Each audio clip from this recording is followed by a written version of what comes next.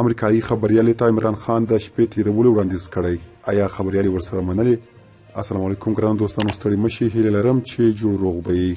که تاسو غواړئ پوه شئ چې عمران خان امریکایي خبریال ته څه ویلي دي او خبریال ورسره منلې او که نه، نو د ویډیو تر اخر راسره اوسئ.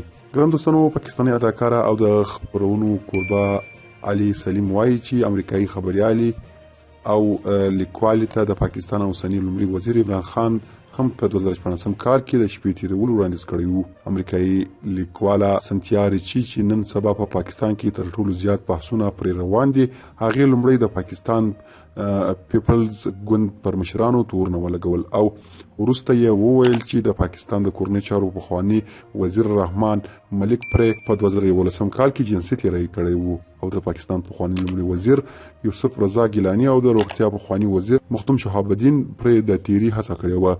اوس د پاکستان یو اداکار او د یوې خپرونې کوربه علي سلیم هم په خپله یوه ویډیو کې ویلي دي چې سنتیا ریچي نږدې ملګرې وه او هغې ورته په خپله ویلي وو چې عمران خان ترې غوښتنه کړې وه چې شپه دې ورسره تېره کړي.